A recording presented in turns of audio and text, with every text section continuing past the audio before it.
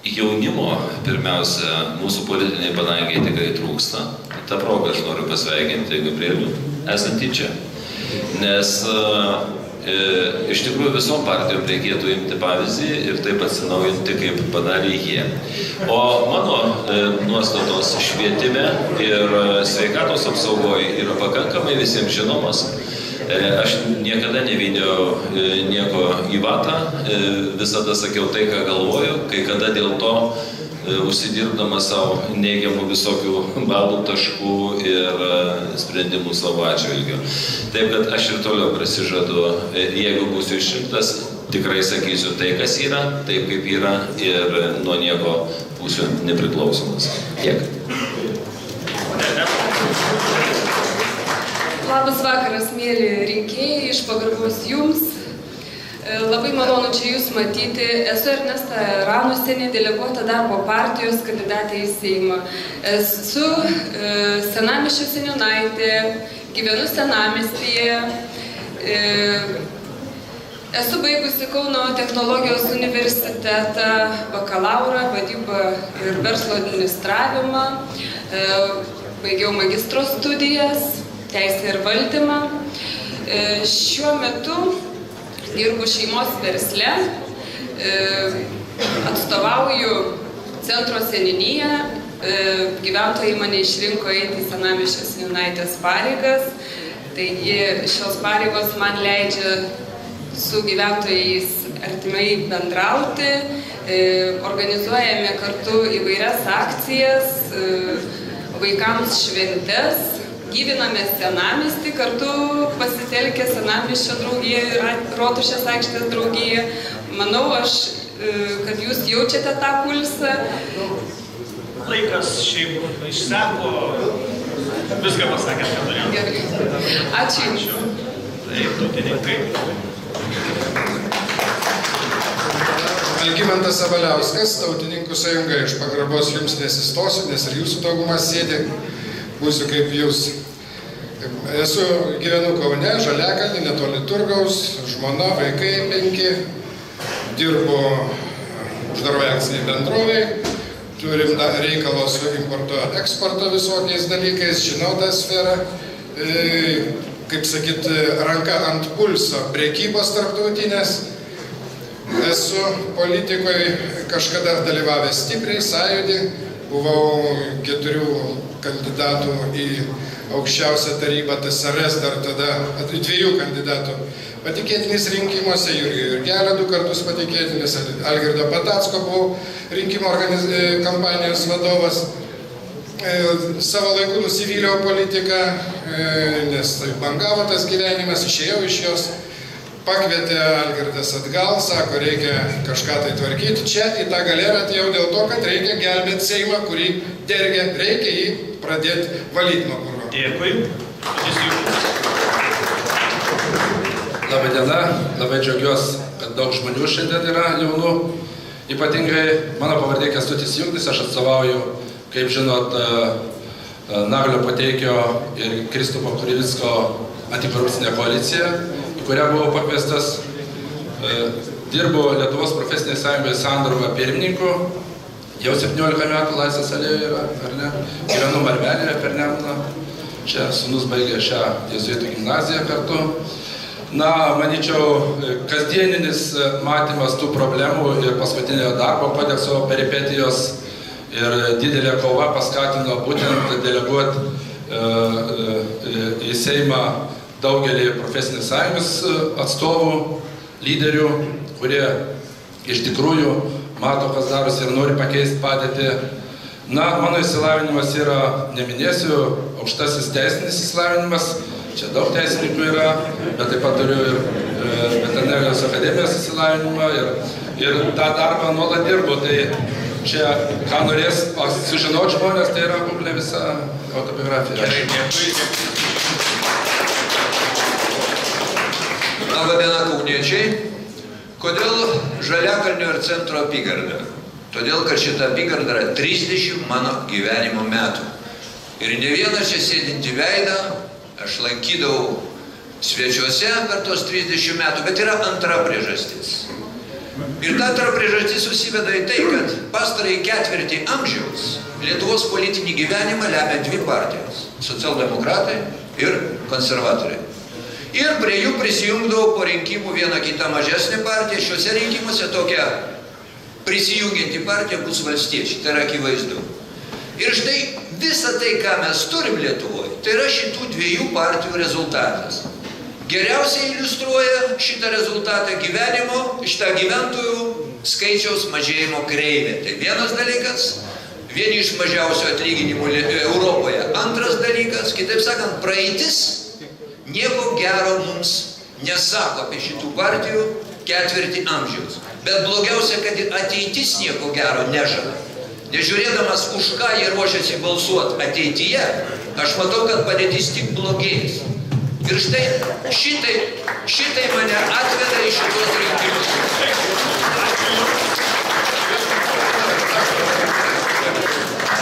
Nes mes atstovaujam visiškai kitas pažiūras. Vienas sakinys. Ir šitų partijų žmonės nepasikeis. Pasikeisti gali tik jūsų balsavimas. Dėkui.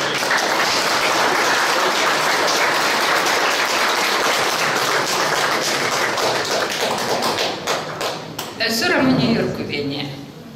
Gyvenu Žaliakalnyje aš, mano tėvai, mano seneliai ir mano vaikai gyvena. 4 iš jų yra baigę šitą mokyklą, taip pat kaip baigė mano tėvas. Ir turiu tam tikras kompetencijas. 20 metų dirbau gydytoja, po nepriklausomybės supratau, kad pagal Konfucijaus žodžius geras gydytojas gydo ligą, geresnis ligonį, o geriausias gydo visuomenę. Ir tada pradėjau mokytis. Ir mokiausi socialinių mokslų, tapau socialinių mokslų daktarė. Ir dabar daugybę metų tyliai, ramiai dirbau, daugiausiai pogrindy. Dabar pamatau, kad tyliai, ramiai dirbančių ir turinčių kantrybę dirbti žmonių Seime iš tikrųjų reikia.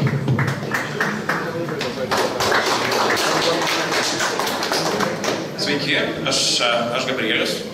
Ir aš iš tikrųjų norėčiau suspirti nuo Rolando tezės, kai jisai pasakė, kad Lietuvoje nebus nieko gero.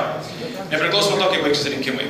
Ir aš viena iš savo priederimų, kodėl aš atėjau čia, kodėl aš esu politikoje šiandien, būtent padaryti viską, kad Rolando žodžiai neišsipildytų.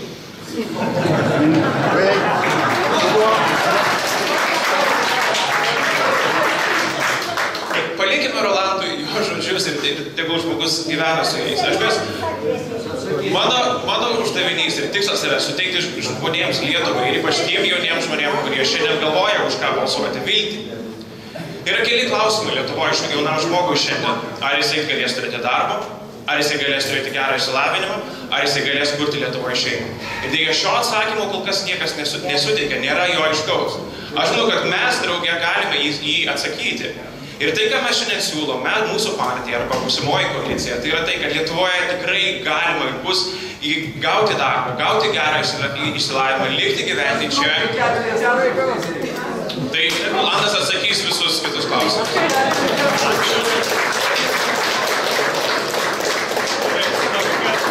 Tai kažkaip veržiasi per kraštus, bet dar Arūną Gelūną išklausyti. Sveiki, esu Arūnas, Žaliakalnio vaikas, gimęs užaugęs, matau, kad dar nesibaigus prisistatymam prasidėjo debatai jau. Ir tikiuosi, kad mes diskutuosim korektiškai, nepertraukinėsim vienas kito. Esu padirbėjęs ir visai netoliese čia Kauno dailės institute ir tada supratau, kad iš Kauno ir iš Vilniaus yra geriau padėti Kaunui. Pajudėjo ir finansiniai reikalai, ir organizaciniai daugybė kitų. Tai panašių idėjų vedinas taip pat apsisprendžiau kandidatuoti į Seimą, apsisprendžiau vėlai, tik tai po to, kai liberalus ištiko ta katastrofa, kuri ištiko gegužės mėnesį, prieš tai ketinau gana pasyviai dalyvauti ir apsisprendžiau eiti į Žaliakalnį, kurį pažįstu puikiausiai nuo pat vaikystės, kur gyvena mano tėvai, dauguma draugų. Ir tikrai yra stiprios emocinės sąsajos su šita vieta. Taip pat turiu viešojo administravimo kompetencijų, kalbant apie viešojo administravimą. Teko dirbti prorektoriumi aukštosios mokyklos 6 metus. Vytauto Didžiojo universitete įgijau humanitarinių mokslų daktaro laipsnį. Žodžiu, mesiu visas jėgas, kad šitas puikus miestas taptų dar puikesnis. Ačiū uždėmesį. Dėkui. Dėkui už jūsų prisistatymus ir labai ačiū už kantrybę ir pagarbą vienas kitam išgirsti, kas. Gerai, tai sprogimai bus savas laikas ir sprogimam. Aš noriu dabar pakviesti jūs, kadangi vis tiek Lietuvoje yra daugybė problemų. Aš ruošdamasis debatams susisteminau jas į 9, nors jūs 8, šiek tiek sutrumpinsim, bet iš esmės tai yra socialinė politika. Prijunkim socialinę politiką ir demografiją. Viena problema – ekonomika, užsienio politika, švietimas, sveikatos apsauga, mokesčiai, korupcija ir demokratijos gilinimas. Čia yra 8 esminės problemos, kuriomis jūs trauksit, kuri jau problema jums klius, tą turėsit pasakyti, ką jūs norėtumėt padaryti, sprendžiant tą problemą. Tai dabar aš duosiu jums išsitraukti kiekvienam prieinant nuo socialdemokratų pirmojo eiliškume kandidato kauliuką ir tiesiog aš jūs pakalbinsiu. Pirma problema. Taip, tai pirma problema, kaip ir minėjau, yra socialinė politika ir demografija. Niekam turbūt nereikia pasakoti apie tą tempą, mažėjimo, Lietuvos, emigraciją, demografija yra tokios esminės bazinės mūsų problemos, sukuriančios labai daug kitų problemų. Kaip sako mokslininkai, demografija yra socialinių problemų mama. Ką jūs darysit? Tai 1,5-2 maksimum. Jeigu galima glaustai iš esmės. Bildėkit, jeigu ką. Iš tikrųjų, šitą problemą aš stebiu seniai. Ir jeigu pasižiūrėti ir Delfyje, ir Alfo, ir 15 buvo mano visai publikacijų apie strateginį Lietuvos valstybės tikslą. Pagrindinė mano mintis yra ta, kad jeigu mes nesustabdysim demografinių problemų, jinai jau dabar yra pagrindinė, ko gero, Lietuvos problema, nes iš to išplaukia švietimo problemos, neužpildytos mokyklos, iš to išplaukia nepilnai dirbančios ligoninės, iš to išplaukia nesurenkami mokesčiai, mažai dirbančių, pensininkų visi dalykai. Tai kokie jūsų sprendimai? Mano siūlymas, kad lygiai taip, kaip mes juokingai visus savo įsakymus ministrų vertinam per korupcijos prizmę, aš siūlyčiau daryti tai vertinant per emigracijos ir žmonių kiekio Lietuvoje, lietuvių kiekio kitimo prizmę. Pasižiūrėti, koksai nors įstatymas, žinoma, čia nuskambės gal šventvagiškai jėzuitų gimnazijoje, bet pavyzdžiui, dirbtinis apvaisinimas liberalus padidins lietuvių kiekį ar sumažins? Kaip jisai veiks į mūsų demografinę situaciją? Dviguba pilietybė, kaip jinai veiks mūsų situaciją? Ir būtent tokiu būdu įvardinti, kad esminis žmonių kiekio mažėjimas Lietuvoje yra ta problema, į kurią turi žiūrėti sekanti vyriausybė ir kurią labai lengva pamatuoti. Dėkui iš jūsų. Kiek Lietuvoje vidutinė pensija? Aš klausiu. Vidutinė pensija turėtų būti apie 250-270 eurų. Aš kaip tai žinoma. Gerai. Taip. Septinta tema, kiek atsimenu, yra demokratijos gilinimas, tiesioginiai merų seniūnų rinkimai. Kaip jūs gilinsit demokratiją Lietuvoje? Kaip jūs įtrauksit žmonės, kaip jūs atsiskaitysit jiems ir kaip sukursit aukštą įtraukimo kultūrą? Garsiau, jeigu galima.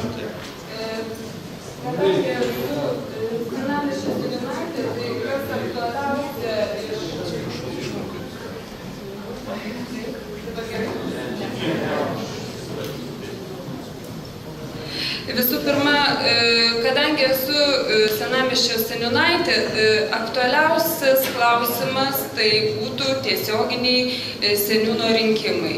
Aš manau, kad kiekvienas iš mūsų rinkdami tiesiogiai, kaip ir mero rinkimai, taip ir turėtų būti vykdomi tiesioginiai seniūno rinkimai. Tada vietos gyventojams jisai būtų atskaitingas ir manau, kad tikrai visa atskaitomybė, ko dabar trūksta atskaitomybės, atsakingumo, sąžiningumo prieš rinkėją. Tai būtų pagrindinis klausimas, kurį tikrai teikčiau siūlymuose, pakeitimuose įstatymų. Taip, demokratija kiekvienam iš mūsų aktualu, kad visi galėtumėm laisvai reikšti nuomonę, kiekvienas iš mūsų galėtumėm išsakyti savo kaip gyventojo klausimus ir kad jie nueitų tiesiai į tas institucijas, kurios kūruoja. Tai aš manau, tiek. Taip? Demokratijos etalonas Lietuvoje, pavyzdžiui.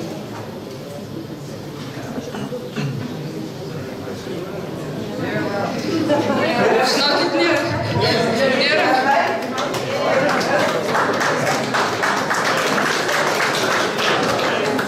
Jeigu nėra, tai nėra, važiuojam pradėti. Šitama.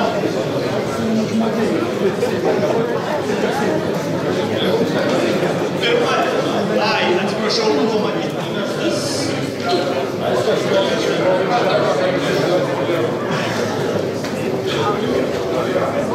Antra tema - ekonomika. Ką jūs darysit, kad modernizuoti Lietuvos ekonomiką ir užtikrinti aukštesnį jos augimą? Kokie jūsų sprendimai ir siūlymai? Oi, pusantros minutės, ar ne? Apie ekonomiką, kaip ją atgaivinti.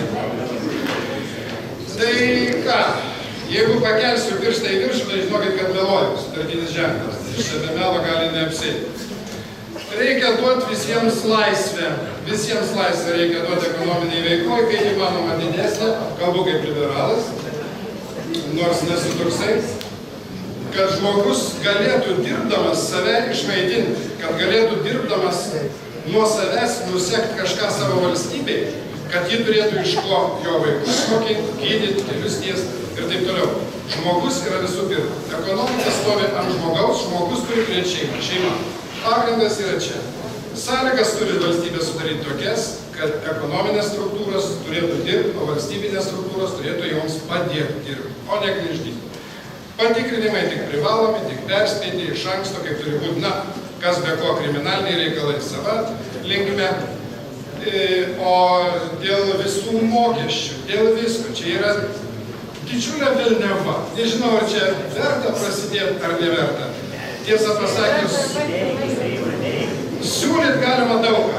PVM-as, pajamų mokesčiai, pelno mokesčiai.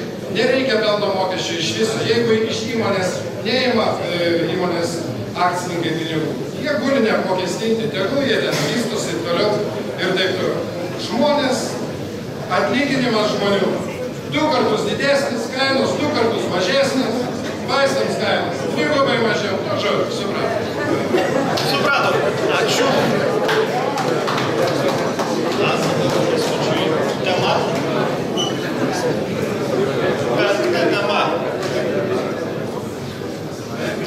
Penkta tema pas mane rašo švietimas.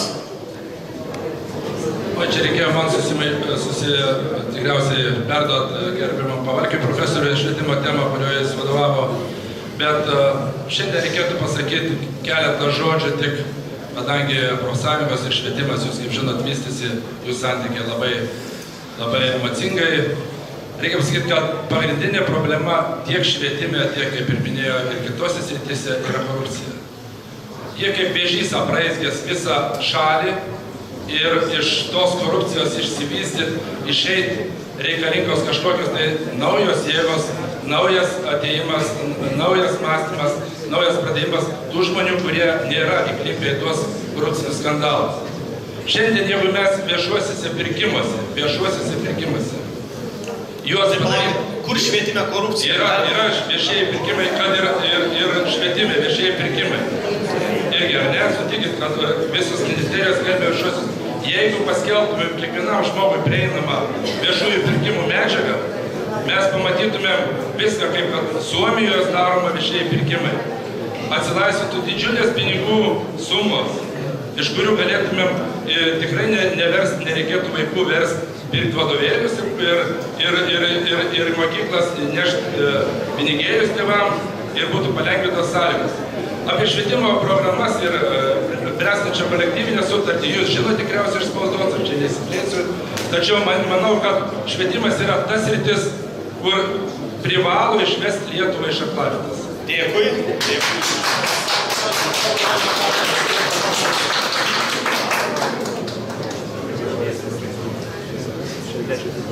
Kita.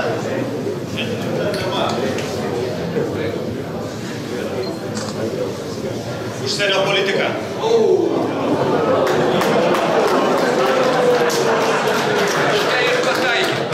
Štai ir pataikė. Bet kita vertus, Aurimai, 25 metus sisteminės partijos vedė mus tuo nelaimės keliu ir tu nori, kad aš per minutę laiko, arba štai žmonės per minutę laiko pasakytų, kaip Lietuvą išgelbės. Gerai, klausimas, bet dabar aš paklausinėt galiu. Aš iš karto kreipiuosi ir iš tikrųjų šitą mūsų apygardą, Gabrielė, yra fantastika. Kauniečiai turi galimybę pasirinkti, už kokias jie pažiūras, už kokią jie užsienio politiką, nes mes atstovavome su visą pagarbą paties darbui, pasirinkimui ir taip toliau. Aš žinau, kokie sunkus rūpesčiai užgulas partijos, viską aš suprantu. Bet mes atstovaujam visiškai skirtingas pasaulėžiūras. Jie džiaugiasi, kai atsisakė lito, mes verkėm. Jie džiaugiasi, kai uždarė Ignalinos elektrinę, mes verkėm. Jie džiaugiasi, kai priima pabėgėlius. Jau čia kalbam apie ateitį ir užsienio politiką, tą, kurią žada Gabrielių Šviesę. Mes verkėm jau dabar, matydami, ką jie ruošiasi daryti. Jūs nuolat puola rusai ir jie perka tankus, kurie nieko neduos. Dar viena užsienio politika. Galų gale jūs kaip užsienio politikos atstovai tų sisteminių partijų žmonės. Jūs šiandieną, būdami Europos Sąjungos nariais, iš tikrųjų esat nelojalūs Europai. Esat lojalūs toli už jūrų marių esančiam savo šeimininkui. Štai ir visa jūsų užsienio politika.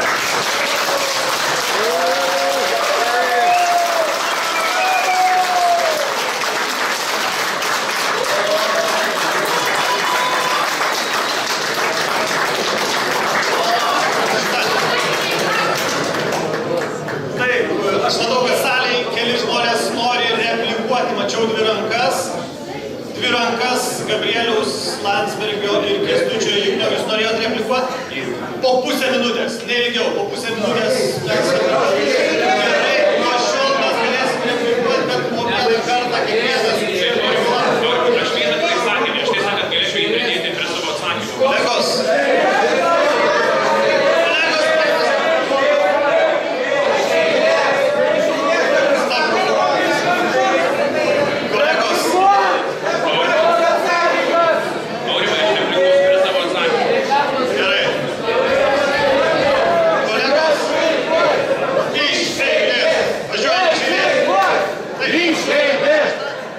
Šešta tema yra mokesčiai. Ką darysit su mokesčiais? Ką didinsit, ką mažinsit, kaip biudžetą perbalansuosit, kad Lietuvoje būtų mokesčiai teisingi, lygus, mažintų atskirtį, didintų ekonomikos augimą. Ką darysit su mokesčiais? Pirmas momentas, tai tos mokesčius reikia surinkti. Jeigu mes surinkam tik 26%, tai su šituo mes turim kažką tai daryti. Pirmas momentas. Antras momentas. Mokesčiai tai yra skurdo mažinimo priemonė. Svarbiausias dalykas yra. Ir tada mokesčiai turi mažinti nelygybę. Tai dėl to pirmiausiai turi būti žmonėms gera gyventi, kad nebūtų didelės atskirties, kuri dabar šiuo momentu varo ir demokratiją. demografinės krizės labai didelė problema, socialinės politikos neįspręsta problema ir daugybė kitų. Taigi, aš pavyzdžiui manau, kad neturi būti įvestos sodros lubos, aš manau, kad turi būti turto mokestis vis tik tai uždėtas, bet pirmiausiai turi taip nebūti korupcijos, todėl kad Seime turi būti nepaperkami ir neįgąsdinami. Ir tada mokesčiai, aš manau, kada žmonės įsiklausys, dėl ko vyksta ta korupcija, dėl ko vyksta šita neligybė, tada šitie dalykai galės pradėti sprendžiami. Aš galiu konkrečiai paklausti, jūs už visuotinį automobilių mokestį ar prieš? Vienu žodžiu. Aš ne už visuotinį, bet už labai prabangių. Automobilių prabangių mokestį, už nekilnojamo turto mokestį, už ar prieš? Ir taip pat pradėti nuo pačių turtingiausių. Irgi nekilnojamo turto. Okay. Ačiū. Aiškios pozicijos. Gabrielius Landsbergis traukia savo kauliuką. Korupcija. Ką?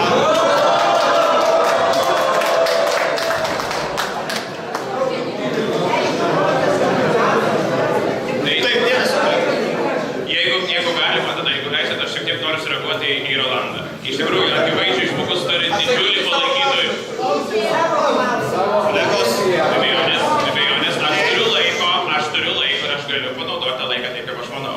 Žmogus užpuolė ir aš galėčiau tiem visiems palaikytojams pasakyti dar porą dalykų. Sakė, jūs verkite, ne? Tai aš dar galėčiau pasakyti, kada jūs verkite. Kai Lietuva tapo laisva, kai Lietuva pristautė.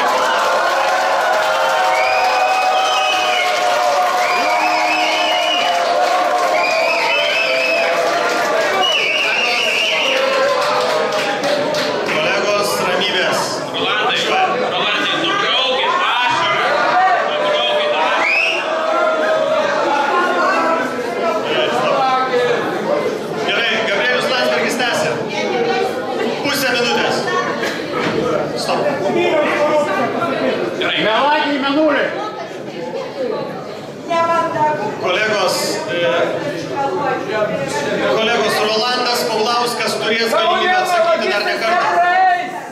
Viskas gerai. Rolandas Paulauskas turi puikią burną ir smegenis atsakys. Stop. Gerai, dabar Landsbergis Gabrielius tęsia savo korupcijos temą, pusę minutės liko. Iš tiesų, jeigu galima, gerbimi kolegos, iš tikrųjų, replikuojant tada, kai yra eilė. Tai dėl korupcijos yra keli esminiai dalykai. Vienas, šiandien mes turime unikalią situaciją. Mes matome, kad specialiosios tarnybos iš tikrųjų daro labai gerą darbą. Specialiųjų tyrimų tarnyba gaudo nusikaltėlius ir tarp politinių partijų ir iš tikrųjų reikia jiems padėti tai daryti. Tai paleiskit juos, tada, kad negaudytų nieko, tada turėsit mažiau korupcijos. Reikia gaudyti ir toliau. Dėl to mes siūlom didinti finansavimą specialiųjų tyrimų tarnybai, suteikti daugiau autonomijos prokuratūros, kad visi tie, kurie šiandien ima nelegalius pinigus, tie, kurie finansuoja partijas nelegaliais pinigais, kad jie būtų išgaudyti. Toks yra mūsų pasiūlymas. Antras dalykas, trečias dalykas. Iš tikrųjų mes matom, kad VRK nesusitvarko su savo darbu. Visiškai žiūri pro pirštus į tai, kas dabar vyksta, tiek su darbo partija, tiek su kitais dalykais. Galų gale, Vaikauskas turi išeiti į užtarnautą postį. Arūnas Gelūnas.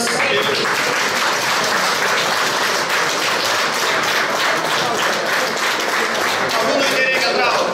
Iš principo liko sveikatos apsauga.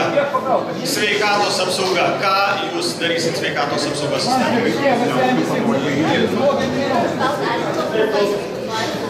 Sveikatos apsaugoje neturi likti to karo tarp Vilniaus ir Kauno, kuris visą laiką vyksta. Aš manau, kad jis visą laiką turi būti baigtas. Lyg tyčia aš esu užaugęs neurochirurgo šeimoje, kuris dirbo Kauno klinikose visą savo gyvenimą, gelbėjo žmonės. Garsiau, jeigu galite ant galę. Nesigirdu. Gerai.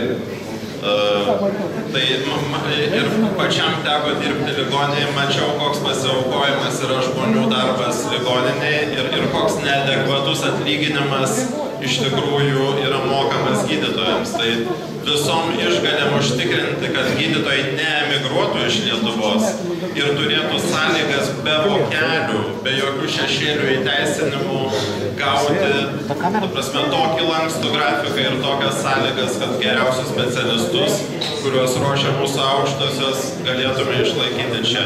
Tai du pagrindiniai postulatai. Nepriešinkim Kauno ir Vilniaus, taip sakant, medikų bastionų. Reikia išmintingo stratego, kuris sutaikytų. Ir reikia rasti geriausiam specialistam tinkamas darbo sąlygas ir žymiai oresnius atlyginimus negu dabar, nes jie gelbėja žmonių gyvybės ir sveikatas. Ir aš nepriešinčiau privačios sveikatos apsaugos su valstybinė. Manau, kad mes visi mokam mokesčius, turim gauti kokybišką, kaip sakant, už mokesčius įgyjamą, bet jeigu kas nori pasirinkti privačią, tai turi gauti galimybę tą daryti. Ačiū. Kas jūsų? Ačiū. Ačiū labai. Tai ačiū labai. Žmonės išgirdo, kaip jūs įsivaizduojat spręsti vienas ar kitas šalies problemas ir kokius sprendimus joms siūlyti. Dabar mūsų debatai suka į klausimų vienas kitam sesiją. Pradedam nuo Dainiaus Pavalkio, socialdemokrato. Kiekvienas iš jūsų turi taip pat ir 2 replikos teisės po pusę minutės. 2 kartus jūs galite replikuoti, nedaugiau. 2 kartus. Klausimas vienam, vienas kitam klausimo formatas. Ne, bet jūs, jeigu norite įsiterpti, turite 2 replikos teisės. Jūs turite 2 kartus replikuoti. Taip, jūs, žinoma, jūs pasirenkat auką ir sugalvojat savo klausimą tam savo oponentui ar konkurentui. Profesiniam sąjungom, Kęstučiui. Taip, Kęstučiui. Klausimas. Ne, aš profsąjungų nepyksiu. Taip, kokia problema, koks klausimas? Aš manau, Kęstutis patvirtins, kad mes buvom beveik prie pat kolektyvinės sutarties pasirašymo ir tik tai politinių intrigų pasiekoje to mes nepadarėm, bet aš klausimą noriu Kęstučiui užduoti tokį. Ar tikrai korupcija, ar nekompetencija tų, kuriuos mes samdom dirbti valstybė ir savivaldybė, yra pagrindinė priežastis? Nes mano įspūdis, dirbant vyriausybėje, susidarė, kad daugiau iš durnumo yra kvailų dalykų pridaroma, negu iš norėjimo pasipelnyti. Pakomentuokit. Dėkui. Pusę minutės klausimų ir minutę atsakymą. Manau, čia kiekvienas iš jūsų salėje sėdintis galėtų puikiai tą klausimą atsakyti. Iš tikrųjų, kiekviena ministerija, kiekvienas vadovas pasirenka kompetentingus specialistus ir privalo ateiti tik tai specialistai į ministerijas vadovauti, bet korupcija, ko gero, čia užima apie 90%, neskaidrumas, korupcija, visi, kaip minėjau, ir viešieji pirkimai, ir įvairiausios rytis, ir lėšų dalinimas, ir visi kiti, apie kuriuos žmonės net nenutuokia, net nežino. Tas viešumas ir skaidrumas būtent padėtų kiekvienam piliečiui padėti valdyti, o ne kompetencija pasitaikyti. Čia per tą kadenciją daugelis ministrų, kurie maišo net ministerijas ir visą kitą, bet jie atsistatydino, jie išėjo. Ir manyčiau, tas įvyktų žymiai greičiau, jeigu būtų prieinama kiekvienam žmogui, kas ateityje ir vyksta. Taip, kadangi klausimas apie korupciją labai noriu dar jūsų papildančio klausimo. Jums teko duoti kyšį kada nors gyvenime? Ne, man niekad neteko kyšį duoti ir aš nuolat su žmonėms susiduriu kiekvieną darbo dieną. Tiesiogiai. Atvažiuoju žmonėm iš bet kurio rajono, iš bet kurios įmonės, jeigu šiandien Lituanikos darbuotojas gauna 30 eurų darbo užmokestį ir jis kalba, kaip man pragyventi, tai ir niekas negali jam nieko padaryti. Dėkui. Aš noriu klausti jūsų konkurento, oponento, ar yra noro panaudoti savo vieną iš galimybių replikuoti, nematau. Taip. Pusę minutės. Pirmas šūvis. Keista klausyti kalbu apie korupciją vėl tų pačių partijų, kurios 25 metus tą korupcinę sistemą ir augino. Ir šiandieną mes sako, mums siūlo, turėkit viltį. Tai kokia viltis turi būti, kad korupcija bus dar didesnė? Ta firma Nota Bene dirba ir daro tiekimus krašto apsaugos ministerija jau daugelį metų. Ministrai keitėsi, tai konservatorių, tai socialdemokratų, o tiekėjas visą laiką tas pats. Ir šiandieną jie šneka apie korupciją. Dėkui. Tai vėlgi, jie nepasikeis, pasikeis gali tik jūsų balsavimas, niekas kitas. Dėkui, yra dar noras savo šūvį šauti korupcijos. už jūsų klausimus.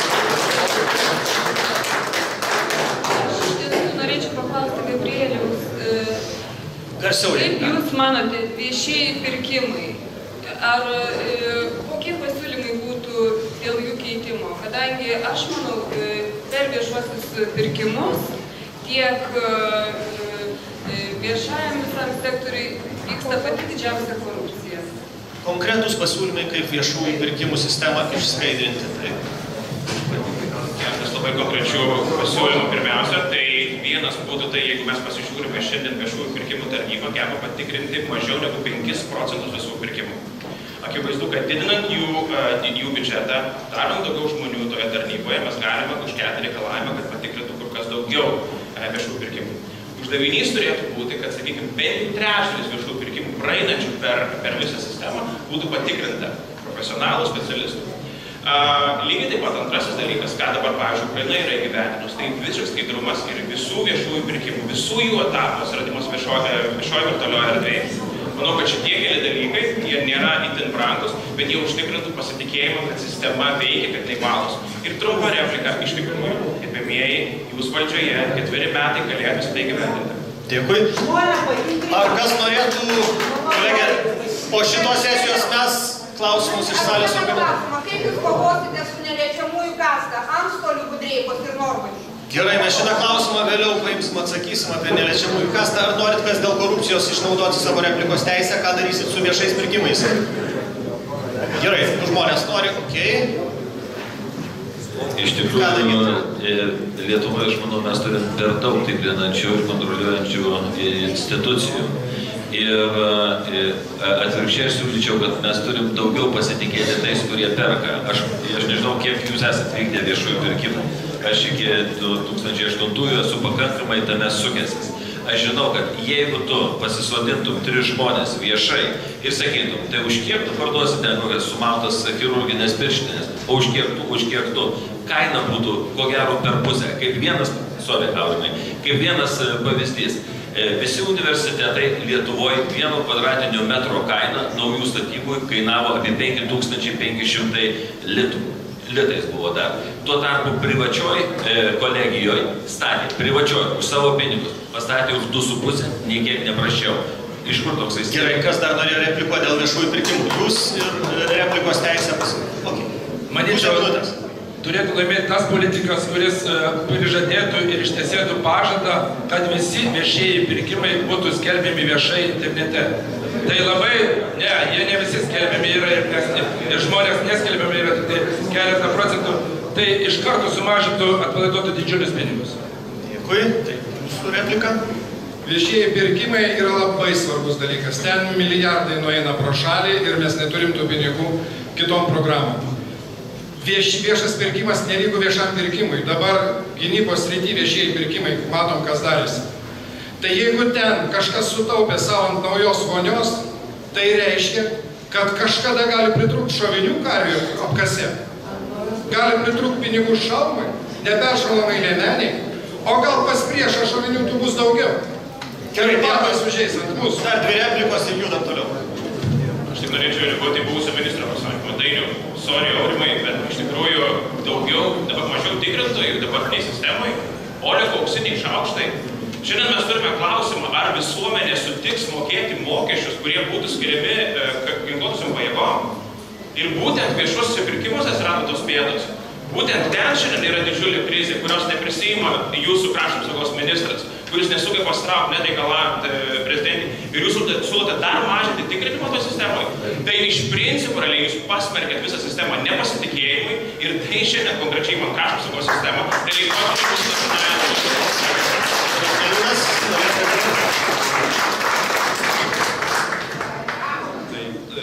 Labai sutikčiau su Gabrielium, kad tikrai tikrinimas privalo išlikti, skaidrumas yra visos visuomenės pasitikėjimo pamatas.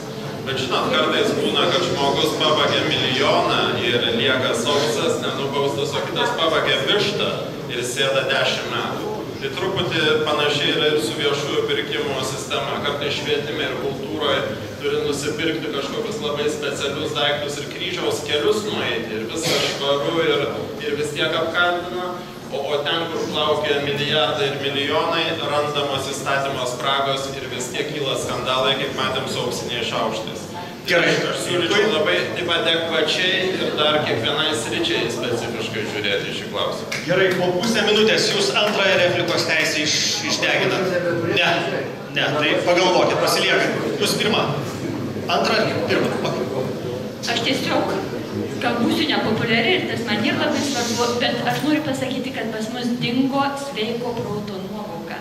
Mes visą laiką specifikuojam, techninį specifikaciją. Ir kuo smulkesnė ta specifikacija, tuo daugiau korupcijos. Ir aš susidūriau su tuo dalyku, kad žmonės net nesupranta, kaip galime realiai skaidriai daryti viešus pirkimus. Taip jie yra pripratę, kad reikia, tai ras, kas ten to pirks. Tiesiog tokiam lygmenį. Tai aš už tai, kad mes rimtai susirūpintumėm su sveiko proto grąžinimo pasitikėjimu. Dėkui Jums. Gerai, važiuojam į priekį. Jūs dar turėtumėte, ar ne? Važiuojam. Tada jūsų klausimas. Jūsų klausimas. Kam ir koks? Debatai prasidėjo. Žodį debatai suprantu kaip batų nusiėmimą. Tai nusimkit batus Paulauskiniai, aš važiuosiu ant jūsų Paulausko su klausimu. Bet susitarėm, leiskit pabaigti klausimą, nes jūs labai triukšmingi. Tuoj pasakysiu. Kaip jaučiatės, Paulauskai, sužlugdęs desovietizacijos įstatymą? Kaip jaučiatės, kada nomenklatūrinis valdymas jūsų dėka ir jūsų pažangos, tautos pažangos partijos dėka neįgyvendintas Lietuvoje? Gerai, dėkui. Visi buvę komunistai įgyvendino savo gyvenimą. Atsakymas. Štai ką reiškia nežiūrėti YouTube'o, ar ne? Jūs turbūt internetu nesinaudojat? Ar naudojatės internetu? Neturiu kompiuterio. Va!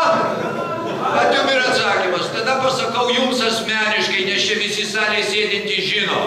Desovietizacijos įstatymas nebuvo priimtas dėka konservatorių ir socialdemokratų partijų, nes jų partijų buvo ištisi buvę komunistai ir jie net nepateikė šito įstatymo balsavimu, o tautos pažangos partijoje beveik nebuvo nei vieno buvusio komunisto. O štai prie tuometinio aukščiausios tarybos pirmininko sėdėjo ištisai buvę centro komiteto nariai ir panašiai. Galų gale, kodėl tada 96 metais, kai konservatoriai gavo daugumą ir jau tautos pažangos nebuvo aukščiausiai taryboje Seime, kodėl jie to įstatymo nepateikė? Tada jau jiem niekas netrukdė. Dar sykį sakau, mielas mano, tiesiog nežinai istorijos. Desovietizacijos įstatymas nebuvo pateiktas balsavimui dėl to, kad jis būtų palietęs kaip tik tuometinių valdančiųjų partijų daugumą. Dėkui.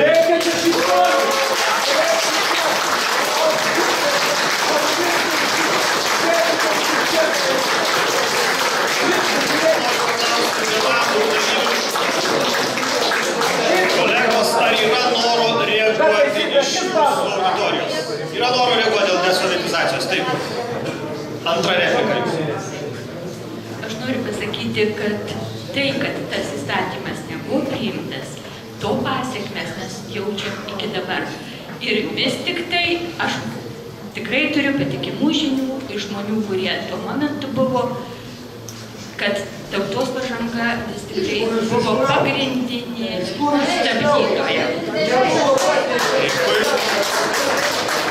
Taip, Kęstučio Juknio klausimas, klausom klausimo.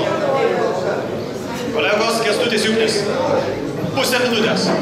Noriu klausimą užduoti darbo partijos atstoviai.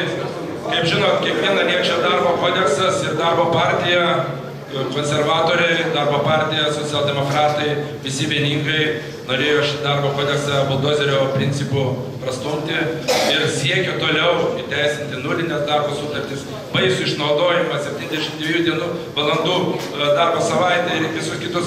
Sakykit, ką jūs darysit, jeigu vis tik tas įstatymas būtų toks vergiškas priimtas? Ką jūs darytumėte?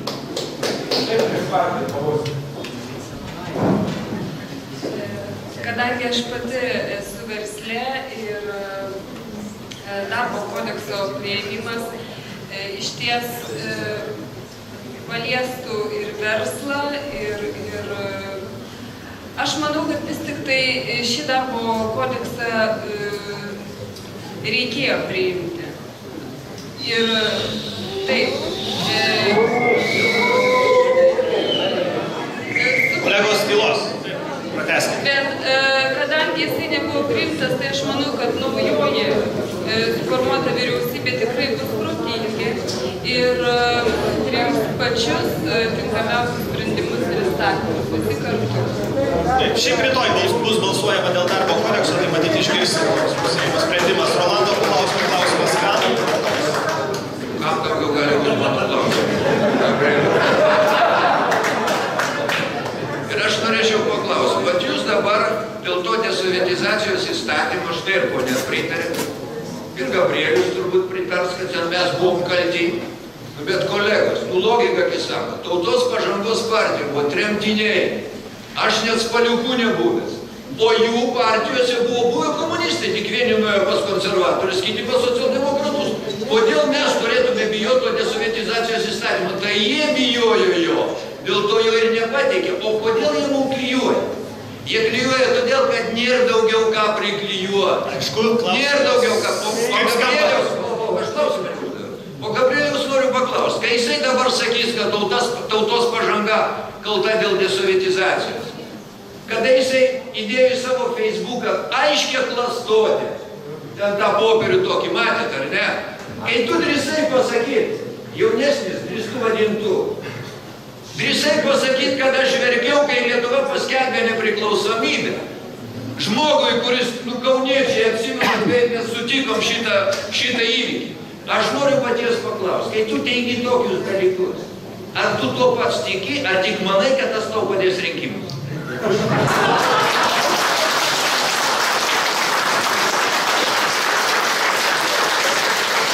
Taip, kolegos, vieną minutę atsakymą. Gerbiamas Rolandai, iš tikrųjų gal per platus nukreipimasis, bet kai jūs sakot, kad nebuvo ko klijuoti, aš sakau, kad nebuvo ant ko. Nes iš tikrųjų neturėčiau net apskritai ką atsakyti. Jūs kalbate, tarsi būtumėt, iš muziejaus, iš istorijos galbūt vadovėlio. Klausėte sąžinę, tiesiai ir atsakyti, kaip jaučiatės. Tai aš taip ir atsakau. Dėl to, kad ne to žmonės nori išgirsti. Ne apie tą nori žmonės kalbėti. Mes kalbame apie kitus dalykus. Aš jums sakau, Kolegos, 20 sekundžių atsakys, tada važiuosim. Taip, jūsų pabaigai. Iš tikrųjų, aš puikiai suprantu, kad aš noriu būtent tai ir pasakyti, kad ta tema, kurią bandoma dabar užvilgti, tai yra praeities tos, kurią Rolandas atstovauja, liūdnos, beviltiškos tos, kuri nemato Lietuvos ateities. Tai yra žmogus, kuris nenori šviesios Lietuvos. Būtent toks yra Rolandas.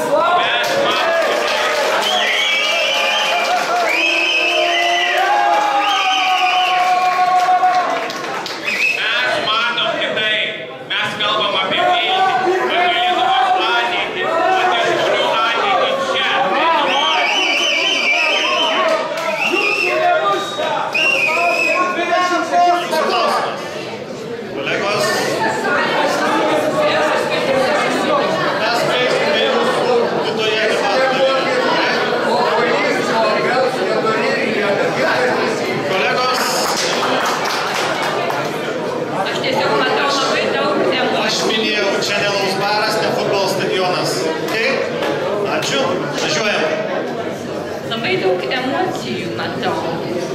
Ir jeigu mes norime kurti Lietuvą, tai aš manau, kad pirmiausiai mes turime mokytis susikalbėti. Jeigu mes tik kovosim, tai nemanau, kad visi būsim patenkinti arba kas nors iš mūsų išloš. Tai čia aš turiu klausimą profesoriui Pavalkiui. Jis kelis metus buvo švietimo ministru. Ir man teko kalbėti su vienu aukšto rango valdininku iš Anglijos. Ir jisai sakė, taip, jūs užauginate vaikus, jūs įdedate į tai daugybę savo investicijų. mums neblogai, kada pas mus ateina grynas produktas, jau padarytas.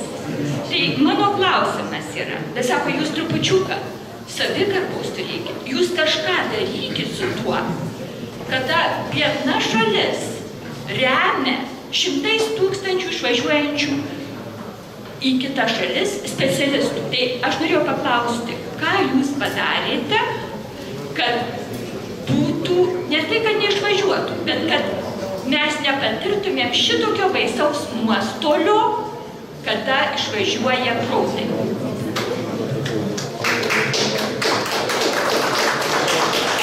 Apie išvažiavimus. Iš principo, atvažiuoja mokintis į užsienį, aš nemanau, kad yra blogis. Tačiau tai, kad išvažiavę lieka, partijos programai yra fiksuota nemokamas bakalauras. Mes tikimės, kad nemokamos bakalauro studijos visiems Lietuvoje norintiem būtų tas dalykas, kuris išlaikytų protų nutekėjimą. Iš kitos pusės, dėl to, kad išvažiuoja specialistai, tas klausimas dar, aš prisipažinsiu, ne mano buvo pakeltas. Jisai buvo pakeltas Steponavičiaus, bet aš perėmiau visą tą bagažą su Konstituciniu teismu ir su Europos teise. Pagal Europos ir Lietuvos teisę mes negalim reikalauti žmogui, kuris gavo išsilavinimą Lietuvoje mokesčių mokėtojų pinigais, atiduoti kažkaip tuos pinigus arba atidirbti Lietuvą. Jūs atsimenate, Vendriukaitis buvo pakėlęs dėl gydytojų rezidentų tą triukšmą. Neišeina. Reiškia, kur aš suku? Aš suku į tai, kad mes turim, kadangi Lietuva kaip valstybė yra mūsų sukurta, konstitucija kaip dokumentas pagrindinis taip pat yra Lietuvos žmonių sukurtas, mes turim peržiūrėti vis tik tai kai kurias bazinės savo nuostatas, savo valstybės tolesnio funkcionavimo. Aš taip atsakyčiau. Dėkui, replika Arūnas Gelūnas. Aš noriu paprašyti dar kartą salės, primindamas, kad tai nėra futbolo aikštė ir transliacijai kenkia, kokybei kenkia ir mūsų debatų kultūrai irgi labai kenkia. Jeigu galima, visi klausimai, viskas ok, bet be emocijos, tokios, kokie čia buvo kartais su Ok, važiuojam pirmin. Kieno jūsų replika? Aš noriu irgi apie švietimą ir jaunimo išvažiavimą. Iš tikrųjų, nepastatysim geležinės uždangos, kokia buvo Sovietija. Neįmanoma sulaikyti jauno žmogaus, kuris nori pamatyti pasaulį, papildomai užsidirbti. Bet vieną dalyką mes tikrai galim padaryti, kurį darom silpnai. Tai yra pilietiškumo ugdymas, tai yra patriotizmo stipresnis ugdymas. Lietuviai tą daro žymiai blogiau už, pavyzdžiui, prancūzus, švedus, amerikiečius netgi. Mes labai lengva ranka atiduodam savo žmonės išvažiuoti kitur. Ir manau, kad tikrai tokia debatų nuotaika, kuris skaldo mus, o ne vienyje, neprisideda prie mus stebinčio jaunimo nuotaikų likti Lietuvoje. Ir žmonės, kurie važinėja į Maskvą ir dergia rusų kalbą Lietuvą, kuri nuėjo didelį kelią, padarė didelį progresą. Aš manau, neturėtų turėti monopolio aiškinti kauniečiams, ką jie turi pasirinkti. Ačiū. Dėkui. Taip, dabar jūsų replika pusė minutės, norit išnaudoti ir toliau važiuosim su klausimu. Antra mano replika, negaliu jos dėl švietimo. Tautininkai šitoje vietoje turi labai aiškiai tvirtą ir labai tvirtą poziciją, kad tik švietimas dabar yra pats racionaliausias, pats trumpiausias kelias į valstybės, tautos, lietuvybės atgaivinimą čia pas mus Lietuvoje. Švietimas turi grįžti į tautinės mokyklos rėmus verkiant, būtinai ir kuo greičiau. Verstinius vadovėlius visus lauk. Mano vaikai mokėsi pradinėse klasėse visai neseniai. Ten Maiklas su Džeine obuoliais dalinasi. Ten nėra jokios užuominos apie meilę tėvynei, patriotiškumą ir taip toliau. To negali būti. Dėkui. Šiuo klausimu,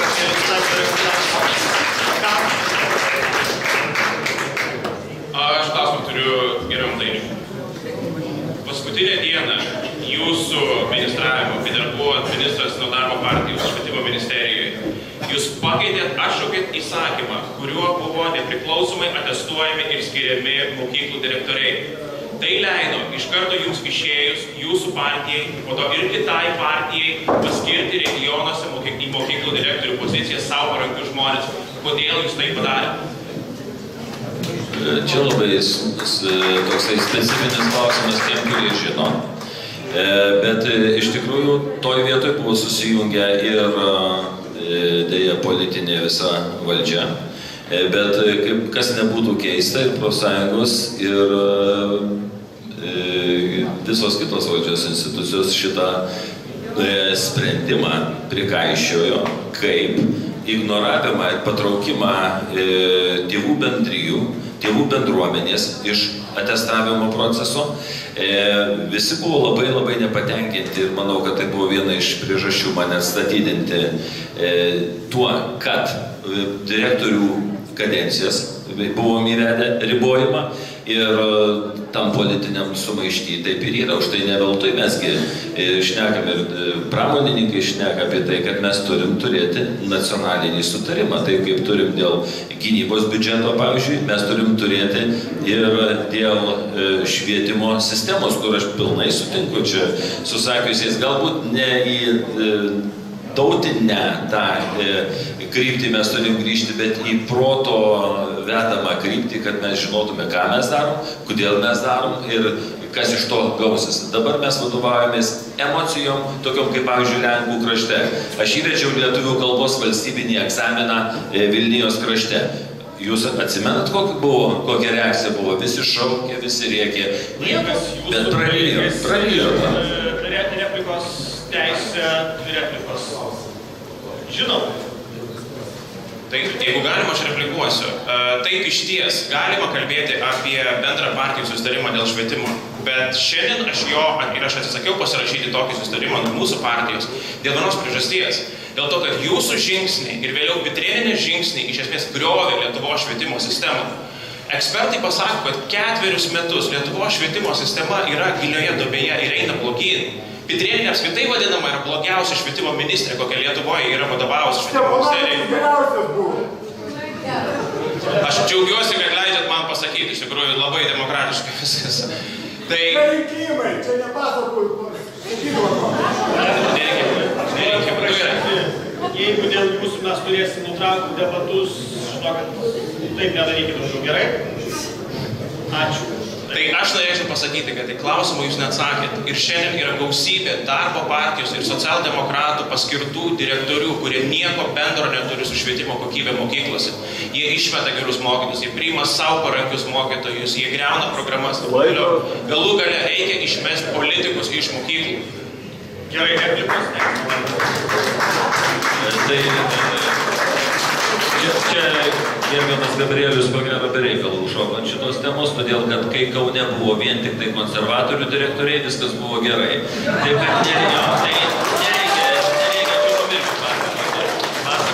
reiškia, bet aš sutinku su tuo, kad šita sistema turi būti praskaidrinta ir vertinant kompetencijas, šitoje vietoje aš su Gabrielium sutinku.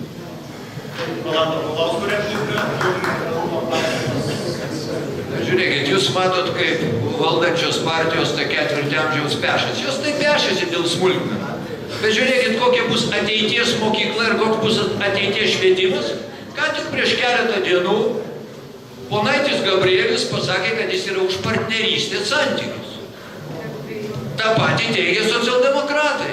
Tai vat jums yra Lietuvos švietimo ir mokyklos ateitis. Visą tai ateis pas mokinius ir kokią mes visuomenę gausim. Patys suprantate.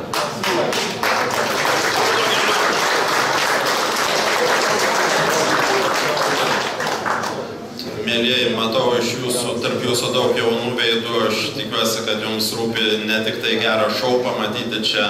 Jeigu norite šou, eikite į cirką, bet jums rūpi iš tikrųjų Lietuvos ateitis. Tai aš nežinau, už kokius pinigus sukviesti šitie žmonės, kurie kelia riaušes.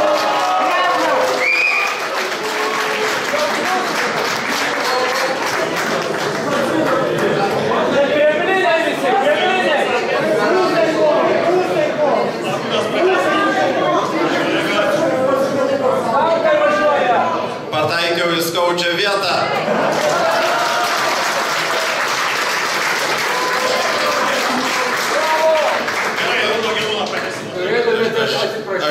Aš tikiuosi, kad jums apsimokėjo čia ateiti iš tikrųjų. Mano klausimas yra apie valstybės valdomas įmonės. Lietuvoje jos kurios yra valdomos vienos iš neefektyviausiai visame regione. Ir čia partiškumas turbūt neturi labai didelės įtakos, bent jau, taip sakant, blaivus protas sako, kad tikrai turėtų būti grąža didesnė. Dabar yra 0,9%, tragiškai maža, lyginant ir su Baltijos kraštais, ir su Skandinavija.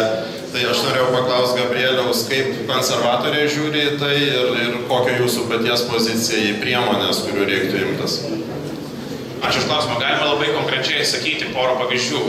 Viena vertus, 8-12 metų laikotarpyje Lietuvos geležinkeliai sumokėdavo apie 54 milijonus litų tuomet į Lietuvos biudžetą. Atėjus socialdemokratam ir dabartiniai koalicijai, dividendai į biudžetą krito maždaug 3 kartus. Ką tai reiškia? Tai reiškia iš principo, kad už tos pinigus būtų galima renovuoti mokyklas, būtų galima kelti mokytojų atlyginimus, didinti pensijas ir taip toliau. Tie pinigai šiandien lieka valstybės įmonėse. Kodėl? Aiškaus atsakymo neturi niekas. Vienareikšmiškai dividendus valstybinės įmonės privalo mokėti. Antras žingsnis – depolitizuotos tarybos. Šiandien vis dar yra per daug ministerijų, klerkų, politikų, kurie yra valdybose, priima sprendimus politiškai, nežinodami ar žiūrėdami netgi savo partijos interesų. Tai nėra teisinga. Jeigu mes tikimės, kad tos įmonės dirbs sąžiningai, dirbs Lietuvos žmonėm, valdybos turi būti nepriklausomos. Tai čia yra keli principai. Trečias dalykas, aišku, galima remtis OECD reikalavimais ar siūlymais, rekomendacijai, kad visų valstybinių įmonių, valstybės valdomų įmonių vadovavimas būtų apjungtas į tam tikrą konsorciumą, pavadinkim tai, kaip bendrą valdymą, nes tai yra efektyviausia struktūra. Tai skaidrumas, depolitizavimas ir dividendų mokėjimas yra esminiai punktai, kai mes kalbame apie valstybės valdomų įmonių struktūrą.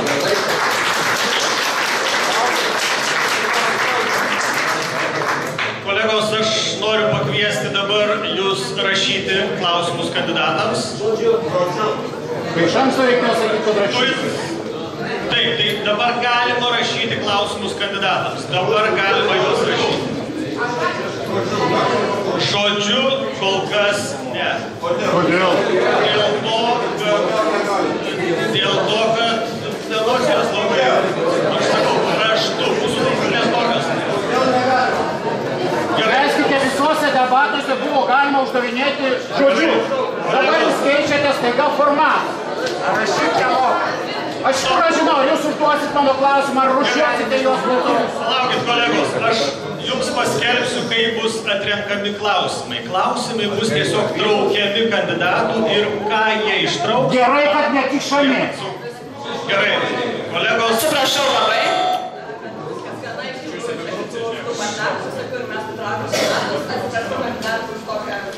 Kolegos, bet jeigu yra klausimų raštu, man rodė, kad yra. Gerai. Gerai, tai raštu yra klausimas. Gerai, aš perskaitysiu. Gerai, jeigu turite klausimų raštu, keletą klausimų prašau, galite atsiųsti.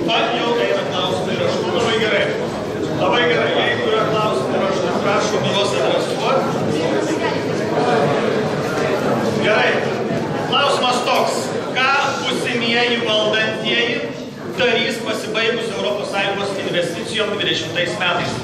Kas iš jūsų nori atsakyti? Kas nori reaguoti, ką darys pasibaigus ES investicijom 20 metais? Tai būsimieji. Niekas nežino, kas bus būsimieji. Gerai, tai Gabrielius pusę minutės, paskui jūs pusę, kas norės 3. Gerai, kad turėsite, ką darysit po Europos investicijų pabaigos. Likę 4 metai yra ypatingai svarbus, ką mes darysime su ES pinigais. Dėl to mes savo ekonominėje programoje naujam plane Lietuvai numatėme tai, kad likę ES pinigai turi būti sutelkti po vienu stogu. Šiandien mes tam galim panaudoti daugiau negu milijardą 200 milijonų eurų ir jie turi būti skirti investicijom, kuriančiom darbo vietas, naujų investuotojų pritraukimui ir esamų Lietuvoje įmonių plėtrai.